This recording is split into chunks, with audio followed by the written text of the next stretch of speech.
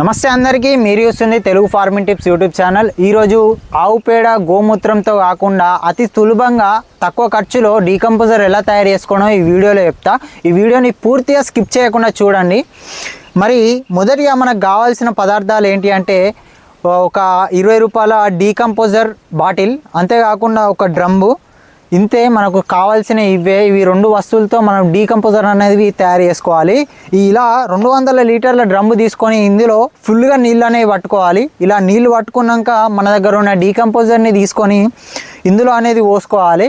Full bottle అనేది ఇందులో పోసేసుకొని మనం ఒక 6 రోజులు రాక డే అండ్ పొద్దున 1 నిమిషం, సాయంత్రం 1 నిమిషం ఇది నీళ్ళని కలుపుతూ ఉండాలి. అలా మిక్స్ చేసుకున్న డీకంపోజర్ని ఈ వాటర్లో పోసుకొని పొద్దున ఒకసారి, సాయంత్రం ఒకసారి 1 నిమిషం పాటు కలుపుకుంటే 6 రోజుల తర్వాత మనకు డీకంపోజర్ అనేది తయారవుతుంది.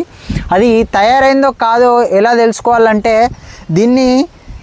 దీనిపైన మనకు ఒక తెల్లటి నురుగు అనేది వస్తుంది 6 రోజుల తర్వాత. అంతేకాకుండా పులిసిపోయిన వాసన కూడా వస్తుంది. ఇందులో మనకు ఆ వాసన వచ్చినప్పుడు మనకు అర్థమైపోతుంది డీకంపోజర్ అనేది తయారవుతుంది అని.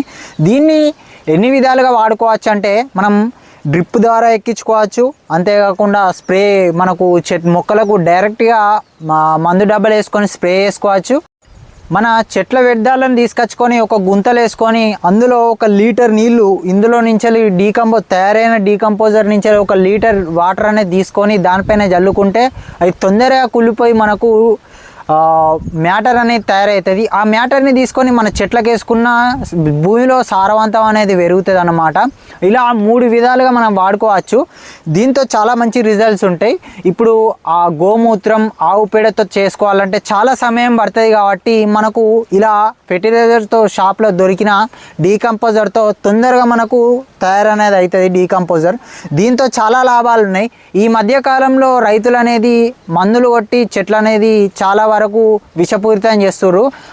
అది కాకుండా మనం ఈ పద్ధతిలో వాడితే మనం ఆర్గానిక్లో మన కూరగాయలు అనేది పండించుకోవచ్చు. అలా పండిన కూరగాయలకు చాలా మంచి రిజల్ట్ అనేది ఉంటుంది. మార్కెట్లో ఈ ఆర్గానిక్ కూరగాయలకు చాలా మంచి డిమాండ్ ఉన్నాయి.